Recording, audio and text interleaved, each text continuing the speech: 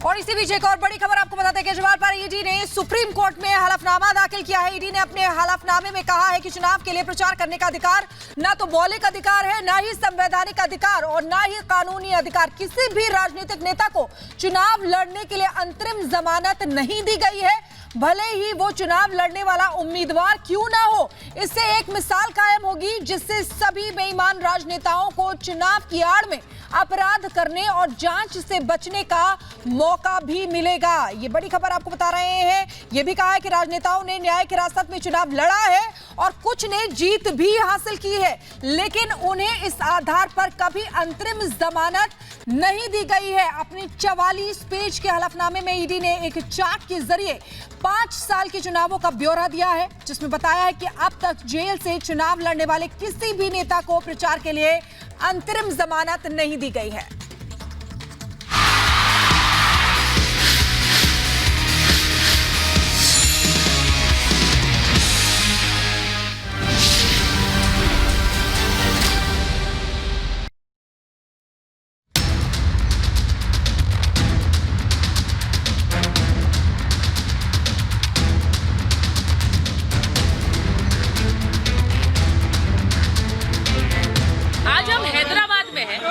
हैदराबाद के सांसद असदुद्दीन ओवैसी इस वक्त हमारे साथ हैं, जो अपनी पदयात्रा भी कर रहे हैं, लोगों से जनसंपर्क भी कर रहे हैं। ओवैसी साहब, बहुत बहुत स्वागत है आपका।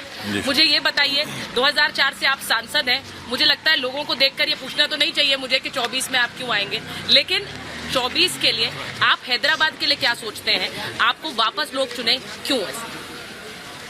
नहीं, एक तो ये कि हमारी पार्टी पिछले 5 साल में 2019 से 2024 के दरमियान में हमेशा की तरह आवाम के दरमियान में रही है और जनता की तकालीफ को सुनी है, उनका काम भी किया है। और हमारे पास जो पार्टी में सिस्टम है, हमारे ऑफिस में हमारे पूरे एमएलएज, मैं एमपी, एमएलसीज, कॉरपोरेटर्स हफ्ते में 6 दिन बैठते हैं, सुबह 10:30 से दोपहर में 2-3 बजे तक, और उनकी बात सुनते हैं, उनका काम करवाते हैं। और फिर आप ये 5 साल में कोविड भी आया था, तो उस कोविड के पीरियड में शहर हैदराबाद में, बल्कि पूरे सिटी में, अगर कोई पार्टी के मेंबर्स काम कर रहे थे तो एमआईएम के थे। कंटेनमेंट जोन्स बन गए थे तो वहां जाकर फूड किट दे रहे थे। ओवैसी साहब, आप तो हमेशा सुर्खियों में रहते हैं, आपके बयानों पर हमेशा चर्चाएं होती हैं। इस बार आपके सामने जो प्रतिद्वंदी हैं वो भी सुर्खियां बटोर रही हैं, आपको उसका कारण क्या लगता है? नहीं, अगर वो हैदराबाद से हटकर कहीं और लड़ती तो आप लोग सुर्खियां देते थे, तो क्रेडिट हमको दीजिए। मतलब वो असदुद्दीन ओवैसी के सामने लड़ रही है, इसीलिए हाईलाइट। नहीं, आप अगर हैदराबाद से हटकर कहीं और लड़ती है तो आप लोग देते क्या? तो क्रेडिट हमारे को जाता है। मुझे एक चीज बताइए, वो कह रही हैं, क्योंकि मैंने उनसे भी बात की, वो कह रही है कि मैं कभी मुसलमानों या इस्लाम के बारे में कुछ गलत नहीं कहती हूँ, आप मेरा कोई वीडियो देख लीजिए, लेकिन वो सिर्फ मुसलमानों की बात करते हैं, मैं सबकी बात करती हूँ। अब ऐसा है ना कि जुमा 8 दिन हुआ है राजनीति में आकर, बीजेपी के मेंबर तो थे ही नहीं वो। बीजेपी के तो बीजेपी खुद के कार्यकर्ता को सोचना चाहिए कि भाई तुम में से किसी को नहीं दिया गया। दूसरा ये है कि हमारे पास पुराना पुल एक डिवीजन है म्यूनसिपल, वहाँ पर राजमोहन 4थी मरतबा कॉरपोरेटर है, और पिछले म्यूनसिपल इलेक्शन चुनाव में अमित शाह कर कैंपेन किए थे वहाँ पर, तब भी राजमोहन जीत गया। योगी पूरे कॉन्स्टिट्यूंसी फिरे, तब भी एक स्वामी यादव हमारे कॉर्पोरेटर जीत गए, और एक नायक है, एसटी है। तो हमारे पार्टी में कई दलित, ओबीसी भाई बहन हैं, काम कर रहे हैं। अब अगर किसी की बीनाई यानी आईसाइट कमजोर है तो उसका इलाज तो मेरे पास नहीं है ना मैडम। किसका हॉस्पिटल ब्लैक लिस्ट हुआ था कोविड में लोगों को खून चूसने की बुनियाद पर? पूछिए उनसे, उनका खुद का हॉस्पिटल 8 दिन ब्लैक लिस्ट हो गया था। मतलब आप भी उन पर नजर बनाए हुए हैं? हाँ, आप भी उन पर नजर बनाए हुए हैं? देखिए हमारे पास जो है ना, हम सब पे नजर रखते हैं। लोगों को दिखता है कि नजर नहीं रखे, सब पे नजर रखते हैं। बल्कि हमको लोग आके ये भी बोल देते हैं कि साहब इस घर में क्या हो रहा है। हाँ। ये मालूम होता है। हम तो 4 महीने से देख रहे हैं इनके ड्रामे को। अच्छा, क्या ड्रामा? जो भी था इनका 4 महीने से चल रहा है ये। हम वॉच कर रहे हैं। हाँ। ऐसा नहीं है ना कि हम कान में फूल लगा के नहीं बैठे रहते। हम देखते रहते, वॉच करते रहते, 4 महीने से क्या हो रहा है, क्या क्या तमाशे कर रहे थे, क्या हुआ, कैसे हुआ, हम देख रहे थे, वॉच कर रहे थे। चीज पूछना चाह रही हूँ। नवनीत राणा कल आई और उन्होंने वो 15 मिनट वाले वीडियो पर बोला कि 15 सेकंड अगर आप हटा दो तो हम बता देंगे। अच्छा, हटा दीजिए ना, दिखा दीजिए हमको क्या करेंगे आप। चलिए हटाइए, मोदी जी को बोलिए चलिए 15 सेकंड हटा के देखिए क्या करेंगे आप। 1 लाख कर देंगे मुझे, पीलू खान कर देंगे, मुख्तार कर देंगे, या क्या बोलते हैं उनको जो मारे गए उन्होंने, अतीक कर देंगे। क्या करेंगे, कर दीजिए ना, कौन रोक रहा है आपको। अरे भाई 15 सेकंड आप उनको बोलिए कि मैं आ जाता हूँ, 1 घंटा ठहर जाता हूँ, कर दीजिए जो करना है। हम मौत से डरने वाले नहीं है। देखिए आप और हम दुनिया में जब आए ना तो अपनी जिंदगी लिखा कर लाए, अपना रिज़्क़ यानी जो लाइवलीहुड है और इज्जत लिखा के लेकर आए। कोई माइका लाल क्या करेगा अगर मेरी मौत किसी के हाथ पे लिखी है। वो मौत की बात नहीं, सुनिए ना। हाँ। हमारे जिंदगी का मोटो क्या है, शहादत है मतलूब मकसूद मोमिन, ना माले गनीमत ना किश्वर की शाही। आप कर दीजिए 15 सेकंड आपको चाहिए, देते ना 1 घंटा देते हैं आपको। चलिए वो उस वीडियो के रिएक्शन। अरे क्या रे, छोड़िए ना। हाँ। कोर्ट से फैसला हो चुका है। हाँ। अब वो खुद ही अपनी सीट नहीं बचा पा रहे वहाँ पर। आपको लग रहा है वो हार रही है? इंशाल्लाह हारे वो। हाँ। अच्छा, मैं एक चीज पूछूंगी। आप हैदराबाद, आप बाकी सीटों की बात करते हैं, वहाँ पे नरेंद्र मोदी और बीजेपी 400 पार की बात करती है। आपको लगता है 400 पार इस बार होगा? पेट्रोल 100 पार हो गया, गैस का सिलेंडर 1500 पार हो गया, अंडा जो है 5 रुपए में 1 मिल रहा है अंडा। अब तरकारी मोदी जी खाते नहीं खाते मुझे नहीं मालूम। पूछ लीजिए कि टमाटर की कीमत क्या है, प्याज की कीमत क्या है, बैगन की कीमत क्या है, बिनीस की फली की कीमत क्या है।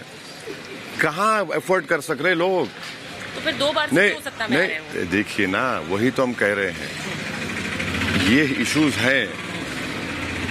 400 पार का मतलब ये है कि संविधान गया पानी में, आरक्षण गायब, बेसिक स्ट्रक्चर गायब। ये बात पूरे दलित समाज में जा चुकी है। हाँ। 400 पार का मतलब एक ही है कि संविधान को बदल देंगे या बेसिक स्ट्रक्चर को खत्म कर दें। मुझे नहीं सुन, ऐसा कुछ नहीं है। देखिए, एक थियोरी ऑफ कंफ्यूजन होती है।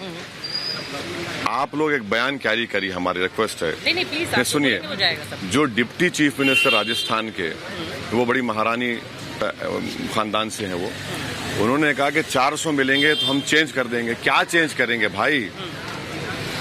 राइट टू इक्वालिटी चला जाएगा, बेसिक चैप्टर 3 चला जाएगा पूरा। कांग्रेस सरकार ने कॉन्स्टिट्यूशनल अमेंडमेंट्स कितनी बार किए हैं? देखिए, तो कॉन्स्टिट्यूशनल अमेंडमेंट्स तो हर सरकार करती है। अमेंडमेंट करना अलग बात है, कॉन्स्टिट्यूशन को चेंज करना अलग बात है। देश में हो सकता है क्या वो? अरे कुछ भी हो सकता है भाई। जब आप कश्मीर जैसे स्टेट को यूनियन टेरिटरी बना दिया, आप कभी सुना आपने कि स्टेट को यूनियन टेरिटरी बना दिया गया? आप वो कर दिए, आप कुछ भी कर सकते। जब आप पूरे देश में 3 घंटे में लॉकडाउन कर दिए, कुछ भी कर सकते आप। और आप बोले कि 500 की नोट गायब, लाइन में कौन खड़े रहे? पूरे गरीब खड़े रहे, पूरे गरीब खड़े रहे। और वो फैसले से आज तक छोटी इंडस्ट्री वाले कमर सीधी नहीं हुई उनकी। मैं उस संविधान वाली बात पर आऊंगी क्योंकि उस बात को बार बार उठाया जा रहा है। प्रधानमंत्री ने अपनी सभा से कहा कि अगर बाबा साहेब अम्बेडकर भी आ जाए तो भी संविधान नहीं बदल सकता। उससे बड़ी चीज क्या है? अरे आपको अम्बेडकर साहब से मोहब्बत ही कहाँ है? अगर बाबा साहब से मोहब्बत होती है आपको तो आप EWS रिजर्वेशन देते ही नहीं आप। अगर बाबा साहब से मोहब्बत होती है आपको अम्बेडकर साहब से तो आप 50% लिमिट को क्रॉस कर देते। आप कर ही नहीं रहे ना। 303 MP ला के 50% लिमिट क्रॉस नहीं कर रहे। आप क्या कर रहे हैं? आप क्या बातें कर रहे हैं? लंबी छोड़ते हैं, कुछ है ही नहीं दम उसमें।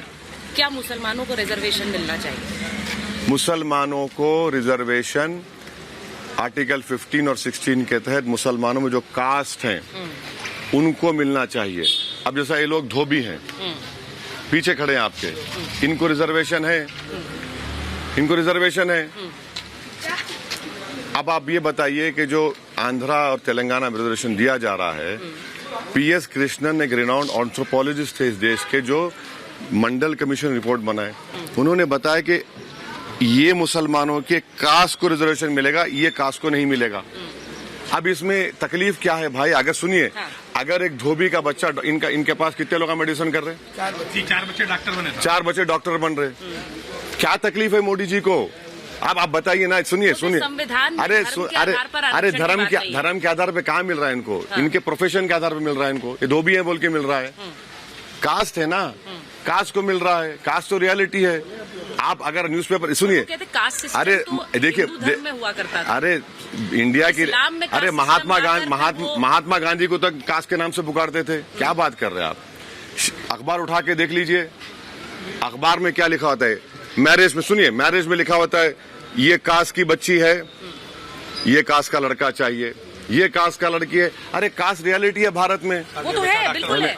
उसको तो कोई दरकिनार नहीं कर सकता। हाँ। लेकिन वो कह रहे हैं कि इस्लाम का हिस्सा तो कास्ट सिस्टम था नहीं ना, था ये तो हिंदू धर्म का हिस्सा। अरे भाई सुनिए, बिल्कुल सही है। इस्लाम के बारे में इतना मालूम है तो फिर देश के बारे में तो मालूम है। देश की रियलिटी तो ये है ना।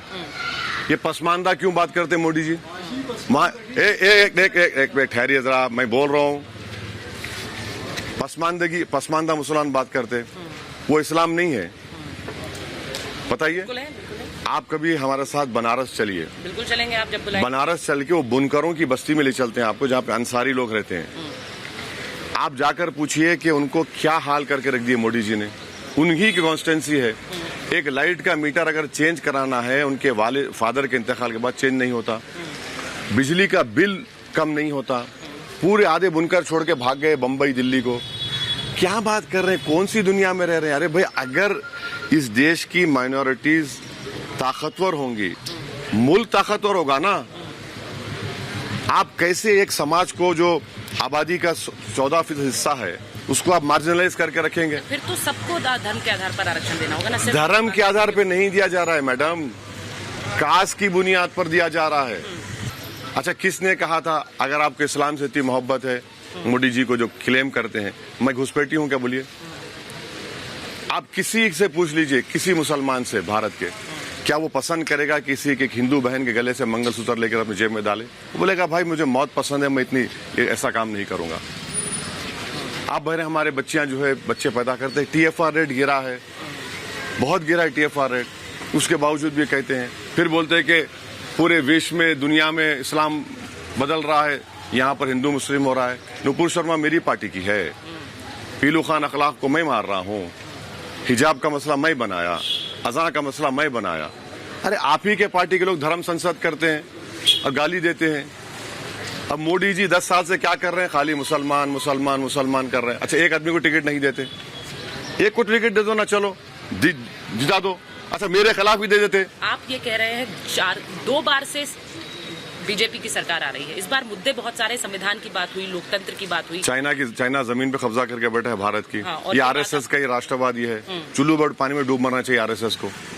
2000 स्क्वायर किलोमीटर पर चीन कब्जा करके बैठा। अच्छा, इस बात का डिनाई नहीं करेंगे आप कि DGP कॉन्फ्रेंस में लद्दाख की एक लेडी SP ने रिटर्न डॉक्यूमेंट देकर कहा कि 65 पेट्रोलिंग पॉइंट में से हम 25 पर पेट्रोलिंग नहीं कर पा रहे हैं। वो जो पिक्चर में पोंग सोंग सू लेक देखा था ना, आप दिखाया था ना, चलिए मोदी जी को बोलिए मुझे और आपको लेके जाएं, साथ में लेके जाएं, हम जाना चाह रहे, चलिए। चीन बैठा हुआ है वहां पे। अरे क्या बोल रहे हैं भाई? अच्छा, कोई हमारी जमीन पे कब्जा करके बैठा हुआ है और कितना 10 बिलियन, कितना 100 बिलियन का सामान या उससे जो भी है बिलियंस में आ रहा है इंडिया को चाइना से। कहाँ गई देशभक्ति भाई? कहाँ गए? अच्छा, ये पहुंचते क्यों नहीं? क्यों बार-बार बीजेपी की सरकार रिटर्न करती है? सुनिए, सवाल ये नहीं है। हाँ। कोई जीत रहा है तो वो अलग बात है, मगर देश को तो बचाना है ना। बिल्कुल सही बात। सच्चाई को तो बोलना है। अब मोदी जी क्या बोल रहे हैं? अब क्रिकेट मैच में मुसलमानों को रिजर्वेशन। अरे क्रिकेट मैच में कैसा रिजर्वेशन होगा मोदी जी? क्रिकेट मैच में आप अंदाजा लगा रहे हैं कि चुनाव तो हो जाएगा, मगर जो नफरत आप पैदा कर रहे हैं मुसलमानों के बारे में, क्या होगा? यहाँ पर तीर मारने की बात, वहां पर वो बोल रहे हैं। पूरा का पूरा मुद्दा मुसलमान हो गया। अच्छा, मोदी जी बोलते हैं कि लीज पर MIM को दिया गया हैदराबाद। अरे लीज पर तो आप दे दिए। 1% लोगों के पास 40% भारत की दौलत है। एक आदमी के पास पूरा एयरपोर्ट है, पूरा इलेक्ट्रल बॉन्ड 6000 करोड़ आपको मिला, और हैदराबाद में 80% इलेक्ट्रल बॉन्ड बने और असदुद्दीन ओवैसी को एक बॉन्ड नहीं। तो बीजेपी वाले बोल रहे आप तो जेम्स बॉन्ड है। अब बताइए, आप कोई बात है ये? नहीं, एक तो इलेक्ट्रल बॉन्ड मिलना ना, मेरे को एक भी नहीं मिला। ये आपका बॉन्ड है? हाँ, ये बॉन्ड है आपका? नहीं, ये बॉन्ड है। हाँ, वही कह रही तो हूँ, ये बॉन्ड है। ये नहीं, ये बॉन्ड सब पूरे रिलीजन का है। हाँ। और मोदी जी इस बॉन्ड के खिलाफ हैं। उनको इलेक्ट्रल बॉन्ड से मोहब्बत है।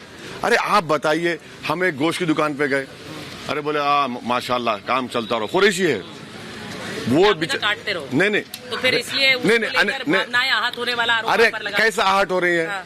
अगर शराब की दुकान बारे में कोई जाके विजय वाला टन लगा ले, पी ले, मेरे को तू लोग आ जा, बोल भाई तू पीता।